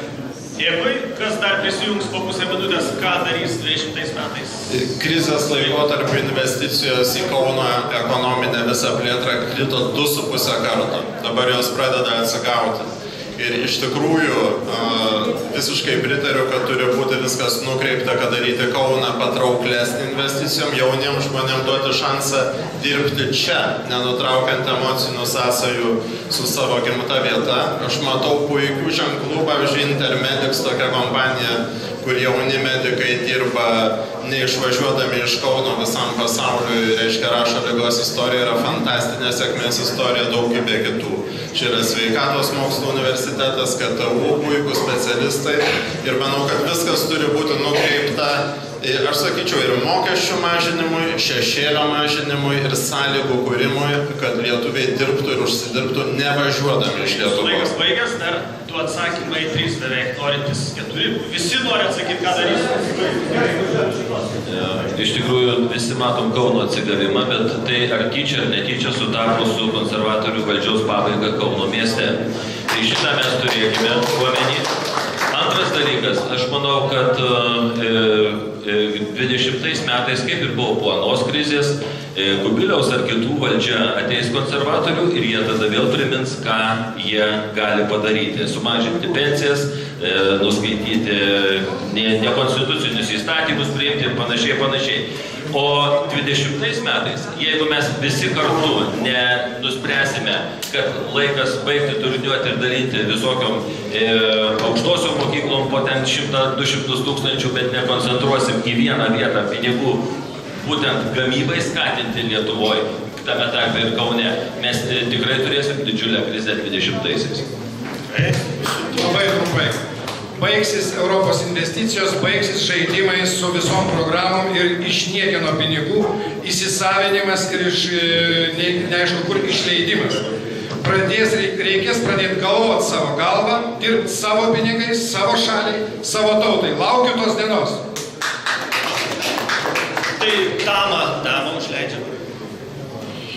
Iš tiesų, jeigu mes nepriimsime tinkamų įstatymų, užtikrinančių tinkamą mokestinę reformą ir ilgalaikę perspektyvą į priekį, mes investicijų nepritrauksim. Investicijų patrauklus mes būsime tik tada, kai bus tolygus ilgalaikis mokesčių užtikrinimas. Šiandien, gerbėmėjai, yra dvi Lietuvos, kaip aš sakau, yra Vilnius ir yra visa kita Lietuva. Ir kai važiuoja mašina pro langą, labai gražiai atrodo ta Lietuva, bet iš tikrųjų mes neturim nei minutės laiko laukti, kada baigsis investicijos. Mes jau atėję kuo greičiau turim priimti įstatymus, kaip aš minėjau, kad būtų skaidrus darbo santykiai, kad žmonės galėtų dirbti, užsidirbti, kad būtų sudarytos socialinės sąlygos jauniems žmonėms likti Lietuvoje. Dabar paimkite Biržų ar Pasvalio ar Joniškio rajono verslas, mažas, smulkusis ir vidutinis, sužlugdytas visiškai. Žmogus įsteigęs kokią nors įmonę verslo, jis apmokestinimas iš karto. Mokesčių sistemą būtina sureguliuoti kuo greičiau, kad jin būtų santykinai apmokestinama stambusis kapitalas ir mažiau apmokestinama darbo jėga. Yra tos priemonės, kurias reikia nedelsiant, o nelaukti. Ir visų pirma, tai turi būti, kaip sako Naglis Puteikis ir Kristupas Krivickas, kova iškelta nuo pat pirmos dienos su korupcija. Gerai, dėkui. Viskas, paskutinė replika, Rolandai, jūsų ir mes važiuojam su kitais klausimais. 20 metais iš tikrųjų neaišku, kas bus su Lietuva ar tais Briuselio pinigais, bet neužmirškim, kad Briuselio pinigai, jeigu viską sudėsit, tai dar neaišku, kažkam primoka ir dabar. Tai vienas dalykas. Antras dalykas, štai ko baigėsi pasitikėjimas anų laikų komjaunuoliai. Žiūrėjo į Maskvą, šių laikų komjaunuoliai žiūri į Briuselį ir Vašingtoną. Užtat mes ir sakom, gyvent galima tik tai žiūrint į savo šalį. Ir mūsų šūkis koks? Ne į rytus, ne į vakarus, o į Lietuvą, čia ir dabar. Taip, kolegos, čia yra jūsų klausimai. Nežinau, 10, gal daugiau, gal mažiau. Taisyklės tokios. Kaip sakot? Aš dabar duosiu, palaukit, kiekvienam kandidatui ištraukti po vieną klausimą. Kolegos, taisyklės yra tokios. Pagarbos taisyklėms, kiekvienas kandidatas traukia klausimą ir į jį atsako. Gerai, jeigu mes matysim konkrečiam žmogui adresuotą klausimą, jam perduosime. Dabar Dainius Pavalkis klausimą. Dar vieną klausimą dedam į mūsų banką klausimų. Čia. Gerai, kas ištrauks, tas atsakinės. Taip, traukit klausimą. Taip, jūs galite skaityti. Aš galiu skaityti, bet klausimas tikrai ne man. Prašymas išsiaiškinti Paulauskui, koks jūsų anglų kalbos lygis. Įvardinkite raidę ir skaičių. Vienu sakiniu atsakykite. Tai vienu sakiniu. Bet nuo šito ir prasideda savęs negerbimas, kada svarbiausia žmogus moka užsienio kalbą, o ne lietuvių kalbą.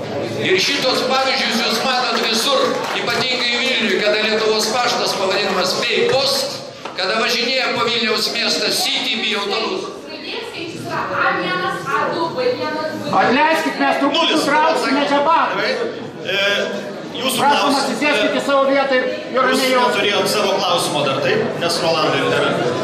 Gerai, traukiam klausimą, jūs perskaitėt savo, bet taip, dabar klausimą traukiat.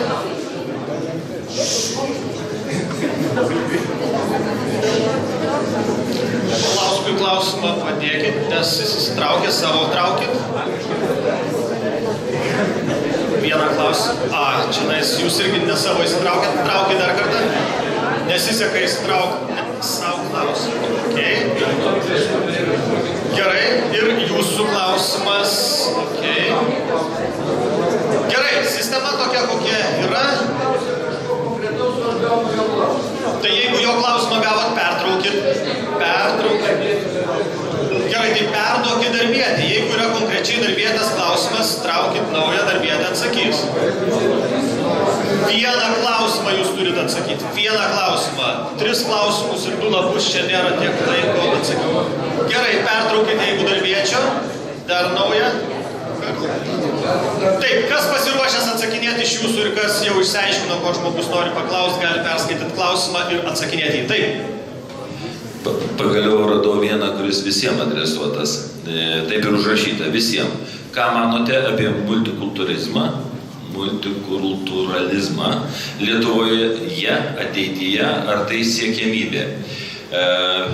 Per pusę minutės aš galiu pasakyti, kad multikultūrizmas yra mūsų paveldas. Ir jeigu mes pažiūrėsim, ką darė Gediminas, kaip atrodė Lietuvos didžioji kunigaikštystė, kaip atrodė Žečpospolita, kaip atrodė netgi smetoninė Lietuva, kada tam pačiam Kaune kabėjo 3 kalbom užrašytos gatvių lentelės, kai mūsų Basanavičius rašė su double V, kai mūsų Grantas Čiurlionis iš viso rašė tik tai lenkiškai. Taip, kad pasakyti, kad mes čia kažkaip tai labai staigiai išsigryninsim, ko gero negalima. Kitas klausimas yra, kokią proporciją, ir jeigu tai turime omeny pabėgėlius, tai aš manau, kad mes pabėgėliam arba tie, kurie prašosi pagalbos pas mus Lietuvoje, turim nustatyti labai aiškiai žaidimo taisyklės. Arba tu žaidi pagal mūsų taisyklės, tą, ką padarė iš tikrųjų šveicarai, arba tu važiuok iš čia. Štai mano perklausimas, 1000 pabėgėlių dabartinė kvota, reikia didinti, nedidinti, trumpai drūtai? Aš manau, 1000 pabėgėlių nieko čia nepakeis, nes pas mus į Lietuvą važiuoja kiekvienais metais apie 5-6 tūkstančiai kažkur tai žmonių iš kitų šalių. Žinoma, daugiausiai iš Ukrainos, Baltarusijos, Rusijos. Bet tos kvotos didinti, aš nemanau, kad mes turėtume tokį pasiryžimą turėti. Aiški pozicija jūsų, taip, jūsų klausimas, jeigu turit kelis adresuotus asmeniškai, šitą jau atsakėt, manau, bet taip, jau šitą galime. Galiu išimti, taip. Taip, kodėl darbo partijos socialinės apsaugos ir darbo ministrė Pabedinskinė panaikino vietos bendruomenės tarybą prie seniūnijų, VBT prie seniūnijų. Galiu atsakyti šį klausimą. Vietos bendruomenės tarybos lėšos, kurios buvo skiriamos, jos dabar yra situacija tokia, kad vietos bendruomenės esančios toje seniūnijoje gali rašyti projektus ir kreiptis į savivaldybę ir tos lėšos yra panaudojamos, kaip ir vietos bendruomenės tarybos lėšos buvo panaudojamos bendruomenės tikslams. Dėkui. Taip. Repliko šitam žanre nėra. Šitam žanre yra klausimas jums konkretus iš bendruomenės ir jūs jį atsako. Taip. Taip. Dėkui. Klausimas. Kodėl Lietuvoje aukštasis mokslas į valstybės nefinansuojamas vietas mokamas, o daugelį Europos šalių ne? Kaip aš suprantu, todėl, kad švietimas Lietuvoje buvo pastatytas ant rinkos ekonomikos bėgių. Todėl, kad buvo pritaikyti tie dėsniai, kurie seniai save kompromitavo visam pasauliu. Kad peštis dėl geresnio kąsnio švietimo srityje ne vieta. Tai yra visiškai neteisinga tautininkų požiūriu ir švietimas turi būti visiškai nemokamas. Nei vadovėliai, nei pratybos, nei aukštasis mokslas turi būti finansuojamas pilnai valstybės. Replikos teisės čia nėra, mes skaitom tas pats klausimas, aš duosiu pertrauką, tai ateisiu iki jūsų klausimas, jeigu tas pats laidoje. Ar pritarėte elektroninio balsavimui dvigubai pilietybei, ar tai nebūtų viena iš priemonių susigrąžinti emigravusius lietuvius? Aš manau, kad iš tikrųjų Lietuva turi siekti dėti pastangas, kad kiek įmanoma, čia visi supranta puikiai, kad užsienio lietuviai galėtų grįžti į Lietuvą ir jie galėtų turėti pilietybę. Tačiau, kaip žinot, užsienio politiką ir vykdo prezidentė ir Seimas iš dalies. Manau, kad elektroninis balsavimas nėra, tai yra viena iš naujojo Europos Sąjungoje, nedaugelis šalių, berods Estija, taiko jį. Ir manyčiau, kad mes pirmiausia turime susakyti su savo balsavimu elementariu dabar, koks yra, kai yra klastojami tiesiog biuleteniai, kai yra tiesiog pagaunami šimtai perkančių balsų, kai yra partijos tiesiog meta didžiulis pinigų lėšas į balsų pirkimą ir tas, aišku, pasiruošimas jau vykdomas per senelių namus, įvairias socialinės įstaigas, įvairias kitur, kur žmogui prieina ir netgi rodo, kur jis turi balsuoti. Ir tie balsai yra tiesiog be priežiūros suskaičiuojami tų partijų, kurios yra parlamente. Tik tos partijos ir rinkimų komisijas deleguoja savo narius. Tai būtent išsprendus šią problemą, manyčiau, kad naujovės visuomet turi ateiti ir jos, ko gero, perspektyvai turės būti įgyventintas ir elektroninis balsavimas. Dėkui, Rolando Paulausko klausimas ir atsakymas. Na, puikus klausimas teko man vėl. Žiūrėkit, ką žmonės rašo. Kodėl apklausų duomenimis Seimu pasitikė tik apie 5% Lietuvos piliečių, bet per 25 metus Lietuvos premjerais te buvo 2 partijų atstovai. Tai nuo ko aš pradėjau, tiesiog pabaigai teko tas pats klausimas. Na žiūrėkit, kas vyksta šiuose rinkimuose. Sisteminės partijos turi valstybės pinigus, mes pinigų neturim. Jie iš valstybės pinigų gali pirkti televizijos programas, gali kabinti savo plakatus visoje Lietuvoje ir panašiai. Tai yra valstybės pinigai. Toliau, spauda įsileidžia tik sisteminių partijų atstovus. Žurnalistai tarnauja kaip anų laikų komjaunuoliai dabartiniai valdžiai. Ir panašiai. Tai štai jums yra atsakymas. O duokit vienodas, dar tiesa. Šitos sisteminės partijos susitarė ir debatuose per valstybinę televiziją jos debatos tarpusavyje. Kitaip sakant, nebus jokios galimybės užduoti klausimus. Ir po to dar kalba, kad Vaigauskas blogas. Tai Vaigauskas ypač jums geras, nes jis sutiko su tokia sistema. O duokit vienodas sąlygas ir tada girdėsit visoje Lietuvoje tokį balsą, kokį girdit va šiandien šitoj salėje. Dėkui.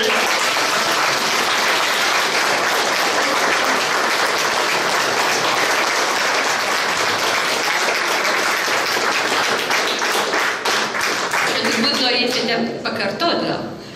Bet klausimas mano, kodėl Lietuvos Respublikos Seimo rinkimus laimėję renkasi ne pirmąjį pagal Konstituciją postą Seimo pirmininko, bet trečiąjį vyriausybės ministro pirmininko. Kodėl aš tame nedalyvauju, bet turiu įtarimą, kad vis tik tai aukščiausia vertybė dėja Lietuvoje yra jėga ir jėga yra pinigai. Tai įtariu, nežinau, kas galėtų paneigti, kad per ministerijas veikia tam tikri mechanizmai. Pavyzdžiui, aš susidūrusi esu tik su sveikatos apsaugos ministerija. Ir kažkaip netyčia visą laiką, išskyrus šią vieną kartą, turbūt visą laiką socdemai laimite. Ir visada socdemai valdo tą. Ir kas gali paneigti, kad milijardas šešėlyje yra su tuo susietas? Kas galėtų paneigti? Aš negaliu ir teikti. Gerai, jūsų minutė baigės.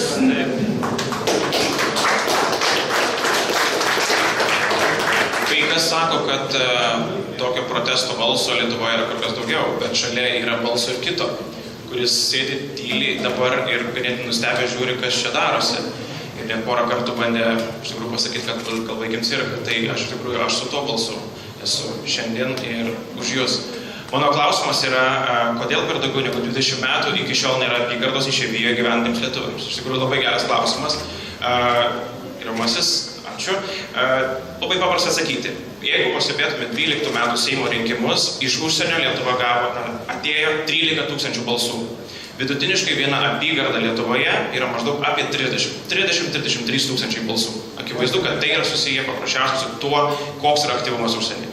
Aš pasisakome už tai, kad apygarda būtų sukurta. Tai būtų didesnės paskatos žmonėms balsuoti ir turėti savo kandidatą. Airija turi savo kandidatą, lygiai taip pat išrenkama užsienyje, kuris atstovauja ir yra jų parlamente. Bet vėlgi aš tai noriu paraginti žmonės, kurie galbūt dabar žiūri ir transliaciją gyvai, ateikit balsuoti. Tiek, kiek jūs būsite aktyvus, tuo greičiau galima būtų forminti ir apygardą, ir tuo mažiau bus besipriešinančių tai apygardos teikimui. Galim panepaguoti. Labai paprastai. Kodėl jūs, kai norite išspręsti problemą, jos nepadeda spręsti patys? Iš pradžių turėtų būti sukurta apygarda, tada ir žmonės balsuos mąstydami už ką balsuos. O dabar ateinant kaip jaunas mėnulis, tas 5 metus... Gelūnas savo klausimą dabar atsakinės. Kaip manote, ar ne konservatorių ir liberalų vyriausybės nutarimas įvesti mokamą aukštąjį mokslą pradėjo švietimo sistemos griovimą? Kai baigėsi konstitucijai prieštaraujančiais sprendimais ir netvarka. Kas baigėsi konstitucijai prieštaraujančiais sprendimais ir netvarka? Aš manau, kad tikrai šitą netvarką įvedė nesprendimas ir aukštasis mokslas didelė dalimi yra nemokamas tiems, kurie puikiai baigia gimnazijas, kurie puikiai baigia vidurinį mokslą. Jie tikrai gali mėgautis ir studijų kokybė ir stipendijomis, o tie, kurie dėja linksmai leido laiką, taip sakant, rimtai nežiūrėjo, jie turi kompensuoti tą finansiškai. Bet problema ne ta. Aš tikrai aukštojo mokslo sistemą pažįstu iš vidaus labai gerai. 12 metų teko būti aukštojo mokykloje, buvo ekspertų. Yra masė priveista programų, kurios dubliuoja viena kitas, kurios yra silpnos ir kurias tikrai reikia mažinti ir suvaryti, taip sakant, vėl į gardą tas bites surinkti ir kelti kokybę. Yra daugybė nekokybiškų studijų programų. Ir pritrūksta vis politinės valios tą padaryti. Reformos tikslas buvo atiduoti galią į studento pasirinkimo, reiškia, studentui duoti pasirinkti. Ir matėm, kas atsitiko, kai kurios programos turėjo būti uždarytos. Ačiū už jūsų atsakymus. Visiškai jau baigiant jūsų debatus, noriu visų jūsų paklausti to paties klausimo ir irgi lygiai po minutę, jungiant po minutę, klausimas skamba taip. Kokie jūsų konkretus 2-3 įsipareigojimai ir kodėl žmonės už jūs turėtų balsuoti, o už nieką kitą iš čia esančių? Gal iš šitos pusės pradėti? Prieš kelias dienas tarptautinė spauda paskelbė, kad Kaunas yra tiesiai po Paryžiaus pagal savo architektūros vertę pasaulyje. Tai yra tai, kas yra už durų, yra pasaulinė vertybė. Iki šiol apie tai buvo labai tik tai pusbalsių kalbama. Tuo reikia didžiuotis, tą reikia išreklamuoti, tą reikia panaudoti, skatinant įvažiuojamą į turizmą į Kauną, kuriant darbo vietas ir pritraukiant investicijas. Be to, švenčiant 100-metį Lietuvos, manau, kad Kaunas, kaip prieškarinė sostinė, privalo labai didelę dalimi dalyvauti, o ne tik Vilnius, ne tik tai sostinė turi persikelti renginiai. Ir manau, kad tą pavyks padaryti. Ir manau, kad tokios vietos kaip Dainų slėnis, Zoologijos sodas, Kauko laiptai, jie turi spindėti, blizgėti ir būti Kauno pažiba. Tuo pažadu rūpintis. Ačiū. Iš ties šiandien politikos ar ateinančių politika tikslas ir uždavinys turi pirmiausia būti sugrąžinti pasitikėjimą politiką. Ir tuos žmonės, kurie nusisuko, kurie nusivylė, grąžinti atgal prie balsadėžių ir tikėti Lietuvos ateitimi. Tai toks yra pagrindinis uždavinys. Tai galim padaryti visų pirma savo pavyzdžių skaidrios ir tvarkingos, teisingos Lietuvos. Ir kitas dalykas, aišku, suteikiant viltį, kad Lietuvoje bus darbo, darbo vietų, bus galima įsidarbinti, likti čia, dirbti ir uždirbti ir lygiai taip pat mokytis. Tiek ar jūs esate bendrojo lavinimo mokykloje ar universitete, kad galėsite turėti tinkamą, gerą išsilavinimą Lietuvoje. Tai yra svarbiausias pažadas šiandien, kurį mes duodame.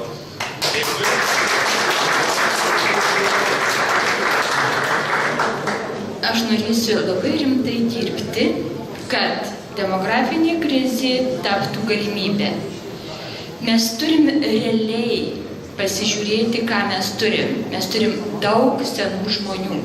Tai tiems seniem žmonėm turi būti ypatingai išplėstos paslaugos ir jauniems turi būti darbo vietos. Ir tai yra rimtai dirbau aš su šituo dalyku, per minutę negaliu pasakyti. Ir kitas momentas, sudaromos visos sąlygos šeimoms gyventi Lietuvoje, ko dabar deja nematau.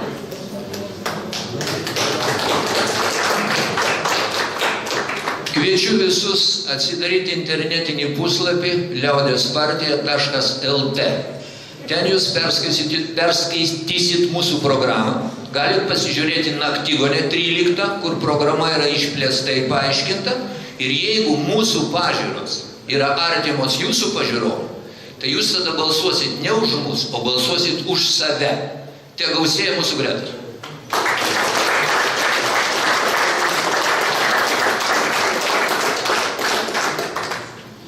Aš gerbėmieji galvoju, kad jūs turėtumėt pasitikėti naujom jėgom ateinančiom Naglio Puteikio ir Kristupo Krivicko koaliciją, kurie nėra įsipainioję į jokius korupcinius skandalus.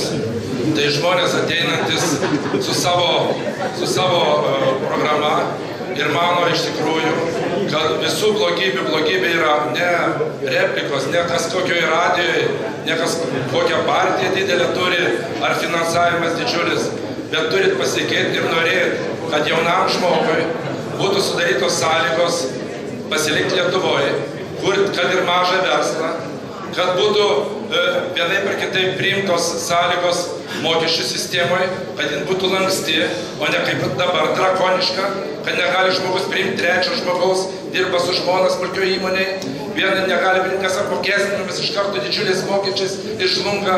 Aš jums galiu pažadėti, kad būsiu sąžiningas ir socialiai teisingas ir esu nekorumpuotas. Kviečiu visus balsuoti už Kristupo Krivicko ir Naglio Puteikio koaliciją antikorupciją. Ačiū. Šiandien ateidamas čia turėjau laiko ir čia aikštėje paklausiau žmonių, ar girdėjot tokį žmogų pavardę Churchilis. Ir jūs negirdėjote. Churchilis. Po to antras klausimas buvo, ar girdėjot Winstonas Churchilis. Ir niekas negirdėjo. Kai paklausiau, ar girdėjot Winstonas Churchillis, taip, visi girdėjo. Konservatorių programoje kultūros skiltis prasideda būtent tai žodžiais. Winstonas Churchilis. Tai ar tai gali blaiviai, normaliai mąstantis, protingi žmonės šitai prašyti lietuviškai? Tai yra baisu. Jeigu išrinksit bent vieną tautininką į Seimą, plačia krūtinė stovėsim už kalbą, už kultūrą, už tėvynę ir kiekvienas įstatymas, kuris padės lietuviui gyventi geriau ir jaustis geriau tėvyniai, bus priimtas ir balsuojama už tai ir atvirkščiai. Kiekvienas kitoks stabdomas. Ačiū.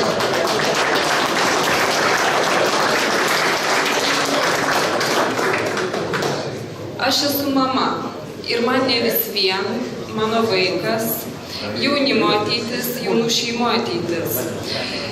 Visomis įmanomomis priemonėmis sieksiu, kad būtų suteikiamos jaunimui kuo geresnės sąlygos gyventi čia Lietuvoje. Įdarbinimo galimybės, jaunų šeimų skatinimas, visos socialinės garantijos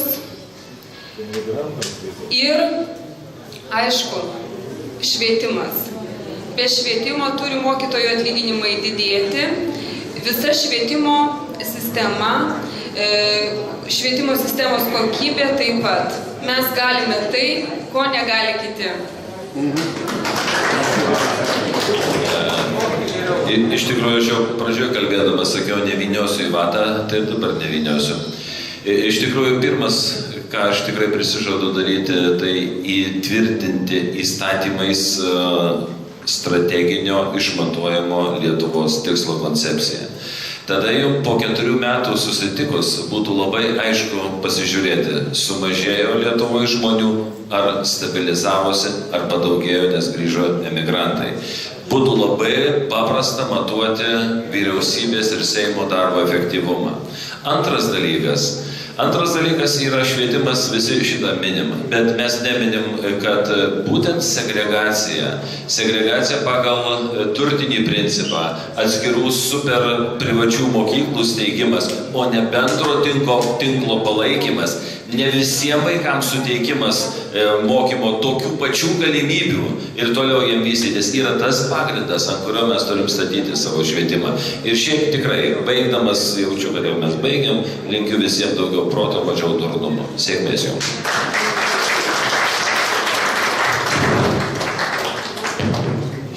Optimistinė gaida ir palinkėjimų, aš noriu dar jūsų paskutinį klausimą jums užduoti. Ar yra šioje salėje dar žmonių, kurie nežino, už ką balsuoti? Pakelkite ranką. Kolegos, klausimų. Labai atsiprašau, jūs įmami įstatymai, antstolių instrukcijos pažeidžiant Konstituciją. Nes Konstitucija neveikia. Gerai. Kolegiai, klausimą jūsų atsakys čia dar, manau, kandidatai turės galimybę betarpiškai pabendrauti. Debatai jau baigęs. Klausimas mano jums, ar yra dar nors vienas salėje, kas nežino, už ką balsuoti? Vienas tik tai, 2. Visi kiti sužinojo. Gerai, aš noriu padėkoti jums, noriu padėkoti visiems kandidatams už tikrai puikius debatus, gyvus debatus.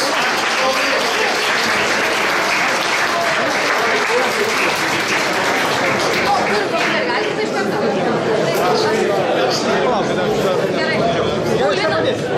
Paulina, atnešk kopą.